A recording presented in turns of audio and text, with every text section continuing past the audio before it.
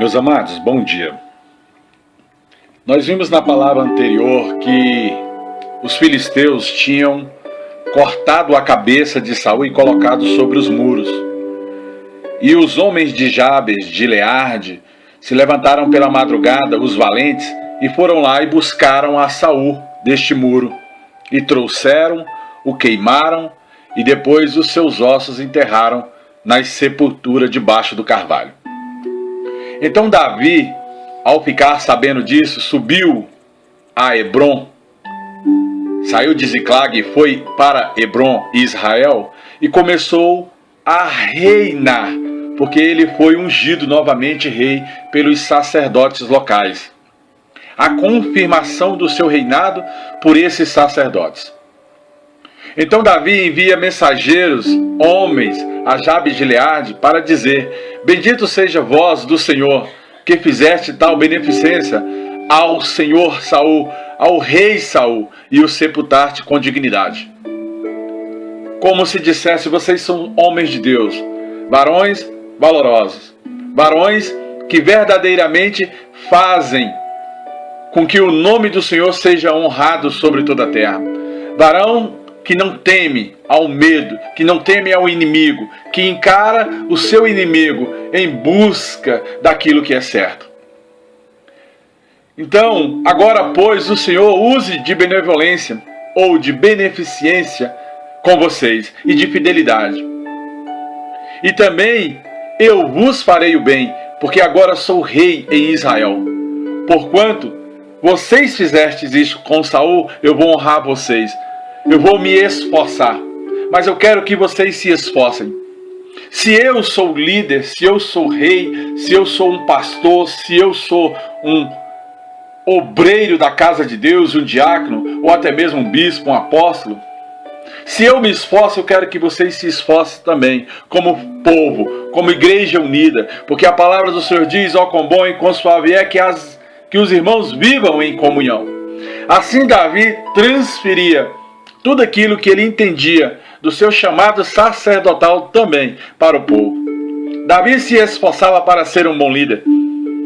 Davi tinha as características de um bom líder. Davi, ele não negociava com os homens. Tudo para Davi era com Deus.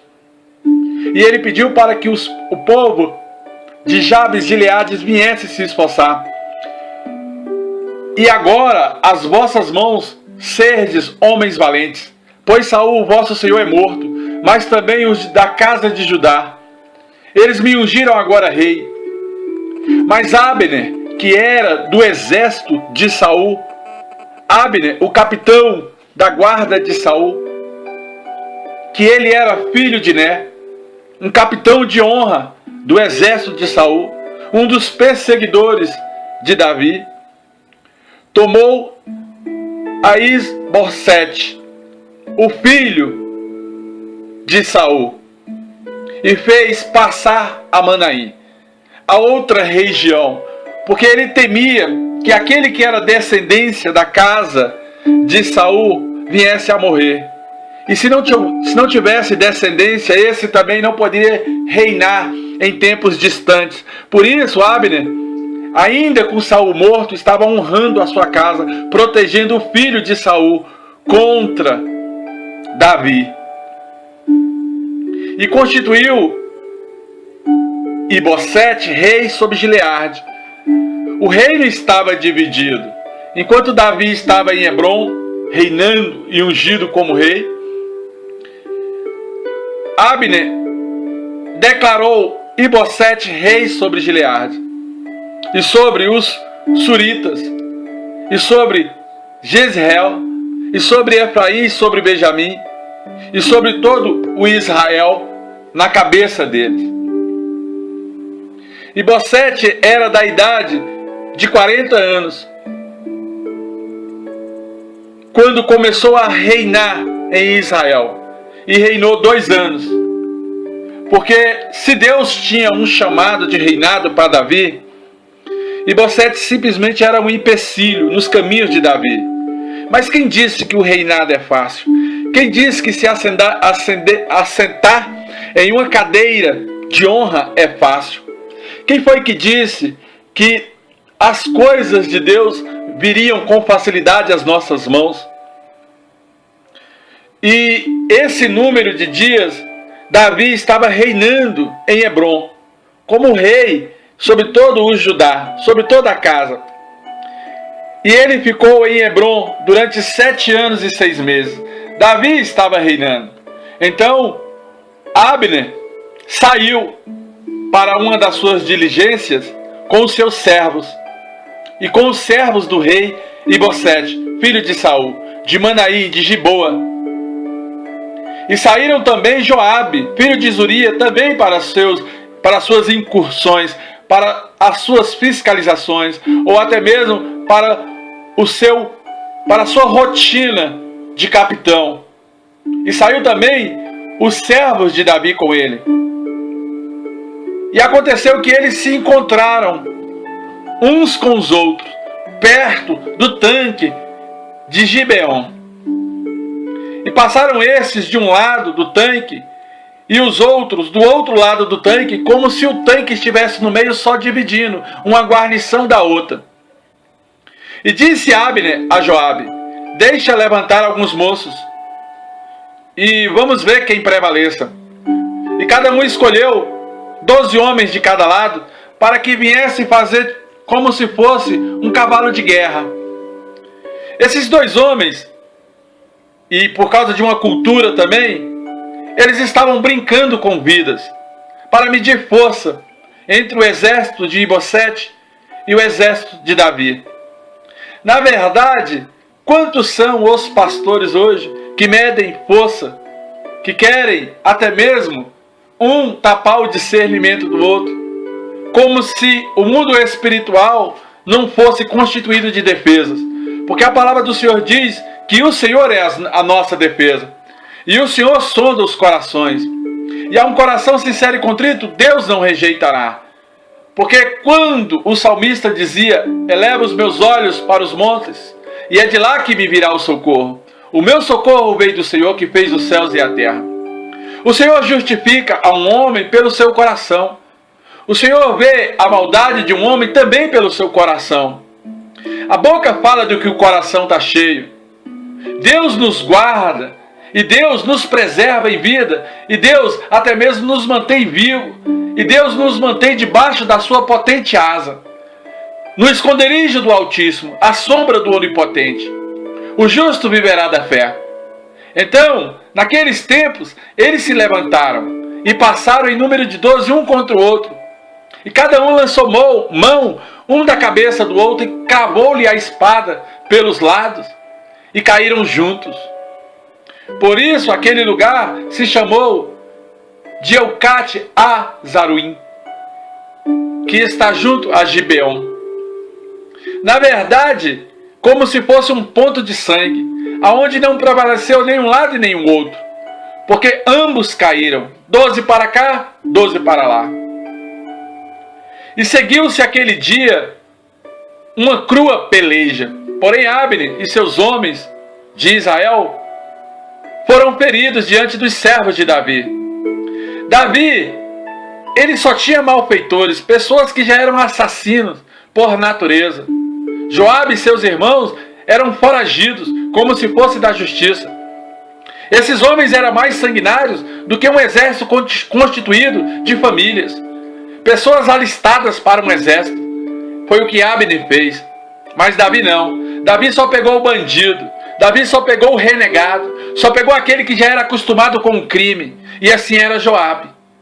Joabe se constituiu general do exército de Davi. Mas Joabe, ele era um homem escarnecedor e tinha sangue pelas suas mãos. E neste lugar começou uma contenda, e depois desses 12 cair feridos, começou ali mesmo uma guerra entre eles, de exército para exército. E estavam ali 3 filhos de Zuria, que era uma mulher da época: Joabe, Abissai e Azael. E Azael era ligeiro, corredor. Ele corria como uma gazela. Era como se fosse um corredor de longa distância nos dias de hoje. Era como se fosse um maratonista. O homem Azael começou a perseguir, porque o exército de Abner começou a fugir. E Azael começou a se adiantar na frente do exército de Joabe. E aqui nós vemos um princípio. Quando todos pensar que está correndo demais para alcançar o seu objetivo, cuidado para que não caia. Porque há muita pressa, vem o desvairos. E nos desvairos vem até mesmo a bancarrota. E da bancarrota pode surgir até mesmo outras coisas piores. Não andeis apressado de coisa alguma, diz a palavra de Deus.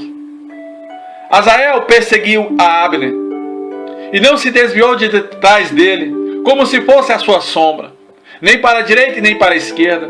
Abner, olhando para trás, perguntou: és tu Azael? E ele disse e falou: eu sou Azael. Como se diz: estou aqui no teu encalço e não te deixarei até que te deixe morto em terra. Então disse Abner para Azael: desvia-se para a direita ou para a esquerda e lança-te mão de um dos moços. Sai de perto de mim, toma os seus despojos. Porém Azael, irmão de Joabe, não quis desviar-se de trás dele. Ele era um perseguidor implacável. Ele não quis parar até mesmo de perseguir Abner. Quantos são os pastores que hoje se levantam, até mesmo em oração contrária, sendo perseguidor dentro das igrejas ou fora dos templos? Quando Deus trata até mesmo esse tipo de oração como bruxaria, a oração contrária. Abner tornou a dizer: desvia-se de trás de mim. Porque isso é um princípio também de oração. Senhor, livra. Porque a Bíblia diz: orai pelos seus inimigos, para que tudo te vá bem. Porque hei de ferir-te e dar-te contigo em terra. Abner sabia da sua capacidade. Abner era um general do exército de Ibosete. Ele sabia que Azael não era páreo para ele. Bastava ele parar e ele feriria com facilidade a Azael. Assim é o mundo espiritual. Às vezes você faz uma oração contrária contra um pastor, mas aquele pastor já é vivido no mundo espiritual. E aí você dá de cara com um muro, a sua oração bate e volta. E da mesma maneira que você planta, você colhe. Porque o mundo espiritual é assim. Ele é uma batalha constante. Você tem que entender qual é o seu grau de fé para declarar contra a maçonaria. Porque não ignoreis os ardis de Satanás. Você tem que entender quem é você em Deus para você ir contra um agoreiro, um feiticeiro ou um macumbeiro. Não que eles te imponham medo, porque mais forte é o que está em ti do que aquele que está no mundo. Mas muitas gentes e muitas pessoas dentro da casa do Senhor sofrem retaliação porque não sabem combater o bom combate. E aí oram e oram mal. Combate de forma errada no mundo espiritual. E o mundo espiritual vai cobrar. Porque da mesma maneira que planta, você colhe. Porém, não querendo se desviar de Abner, Abner dá uma parada e fere a Azael na ponta de uma lança, pela quinta costela. E lança-lhe por terra. E ele cai de trás. E caiu ali mesmo, e morreu naquele mesmo lugar. E sucedeu que todos os que chegavam ao lugar onde Azael caiu, paravam para enxergar o que tinha acontecido. Amados, guerras espirituais é um princípio de igreja, é um princípio sacerdotal. E Deus nos deixou isso, porque a palavra do Senhor diz: o reino é tomado por força e por violência. Efésios capítulo 1 diz que toda bênção e toda sorte de bênção já nos foi dada. Mas nós temos que nos mover no mundo espiritual. E muitas vezes pessoas vão cair. Eu já vi muitos casos de bruxo, agoreiro, feiticeiro, macumbeiro, espírita, idólatra, que caem por terra, porque simplesmente se levantam contra os crentes. Porém Joabe e Abissai, irmão de Azael, perseguiram a Abner. Porque o inimigo, ele não vai parar de perseguir. Abner era um homem justo. Ele era um capitão justo. Ele feriu a Azael porque, na verdade, esse o perseguia. E isso era tempo de guerra. Até em Deus isso é permitido. Um homem, quando ele fere numa guerra, numa oração ou num combate, dependendo do que seja este combate contra o macumbeiro, o agoureiro, o feiticeiro, Deus até toca do outro lado.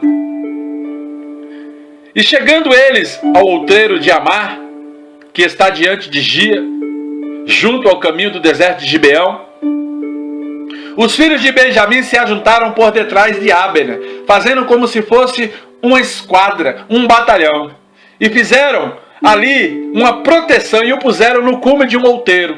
Então Abner gritou lá de cima a Joabe e disse: consumiria a espada para sempre entre nós? Isso é motivo para a gente permanecer nesta guerra? Não sabe tu, por fim, nessa situação, pode haver mais amargura entre nós?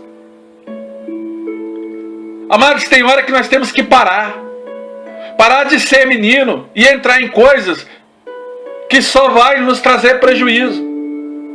Nesse tipo de plantio que só traz coisa ruim para a nossa casa. Até quando não hás de dizer ao povo que deixe de perseguir seus irmãos? Como se dissesse: ora, tanto Benjamim como Judá, somos todos irmãos, o que nós estamos fazendo aqui? Brigando um contra o outro. E esse é um princípio de igreja. Pessoas querem defender aquilo que conseguiram de Deus gratuitamente, porque a palavra do Senhor diz que todo dom é buscado. Mas elas querem defender de uma forma injusta no mundo espiritual. Certa feita, eu estava no monte e chegou uma pessoa e pediu para mim uma oração.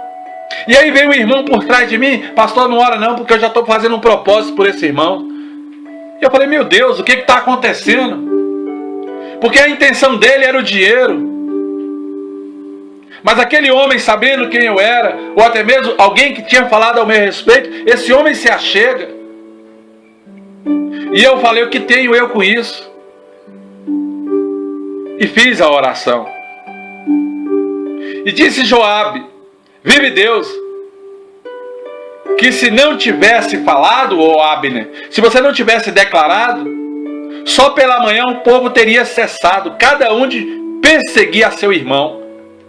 Então, vamos parar por aqui. Joabe tocou a buzina como um sinal de retirada. E às vezes você tem que fazer uma oração como um sinal diante de Deus e falar assim para Deus: olha, Senhor, eu não quero mais permanecer nessa situação. Senhor, eu lavo as minhas mãos. Senhor, eu entrego a Ti de todo o meu coração. Eu descanso no Senhor. E não perseguiram mais a Israel, tampouco pelejaram mais. E caminharam Abner e seus homens toda aquela noite pela planície. E passando o Jordão, caminharam por todo o Bitrom e chegaram a Manaim. Chegaram ao lugar seguro. Muitas das vezes, para você chegar em lugar seguro, você tem que passar uma noite orando. Você tem que passar uma noite se consagrando. Você tem que passar uma noite em jejum e oração. Você tem que passar uma noite, de meia-noite até o clarear do sol, de joelho. Pagar o preço, porque a palavra do Senhor diz: eu amo os que me amam, os que de madrugada me buscam, me acharão. E o Senhor é o nosso refúgio, é a nossa fortaleza. Ele é o lugar de descanso espiritual nos dias de hoje. Também Joabe voltou de perseguir a Abner. E ajuntou todo o povo e os servos de Davi. Faltaram 19 homens que tinham caído por terra.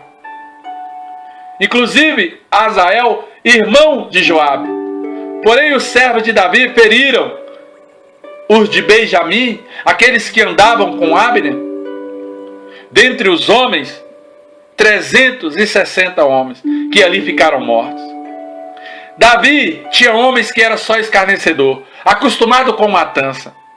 E aí pega pessoas inexperientes no mundo espiritual e cai por terra em grande maioria. Vai haver perda tanto de um lado como de outro. Mas aquele lado que é especialista, esse vai sobressair sobre aquele lado que está simplesmente começando uma vida espiritual. É por isso que você tem que ter cuidado, porque as coisas espirituais se discernem espiritualmente. O homem espiritual, ele discerne bem todas as coisas, porém, de ninguém ele é discernido. A não ser que ele fale, a não ser que ele conte a sua vida. mas a sua vida é fechada em Deus. Ninguém consegue adentrar os seus pensamentos. Revelações são superficiais. Esse é um princípio de quem caminhou muito na fé. Porque chega um momento que a gente entra na fé bebendo leite. Mas quando a gente caminha tanto em Deus, chega um momento que nós comemos alimento sólido. Uma hora somos homens de pequena fé, mas andamos anos diante do Senhor e chega uma hora que somos aquele homem que tem tamanha fé em Deus. Isso é um princípio de degrau da fé. A fé, ela tem tamanho. Se Jesus fala homem de pequena fé para Pedro e depois ele enxerga o centurião e ele fala, nem Israel vi tamanha fé, é sinal que a fé tem grau. Se Paulo fala, com leite vos alimentei e não com alimento sólido, é sinal que existe dois tipos de alimento. Se segundo a Coríntios, capítulo 3, verso 6, fala que a letra mata e o espírito vivifica, é sinal de estágio. Uns vivem na letra, outros já vivem em espírito. Amados, tem que compreender estas coisas para que você seja grande. Porque senão você não vai crescer nada. Há mistérios além desses do que eu estou falando. Eu falo aqui para uma igreja, mas há mistérios além. Há coisas além. E levantaram a Azael e o sepultaram na sepultura de seu pai, que estava em Belém. E Joabe e seus irmãos caminharam toda aquela noite e amanheceu o dia em Hebrom. Eles voltaram, porque Deus, até nesse momento, ele faz cessar. Ele não gosta de ver irmãos brigando contra irmãos. Pelo poder do nome de Jesus. Que Deus te abençoe e te guarde. E que você entenda certos princípios espirituais nesta mensagem. Que você seja conforme Deus quer que você seja. Que a vida seja diferente. Porque o objetivo aqui é passar discernimento. O objetivo aqui é entender, até mesmo ao ser questionado por pastores ou por homens de Deus, que eu também tenho que crescer em Cristo Jesus. Mas o que eu tenho hoje é o suficiente para fazer um menino virar homem e uma menina virar mulher espiritual em nome do Senhor Jesus. Graças a Deus, aleluias, glória a Deus, aleluias.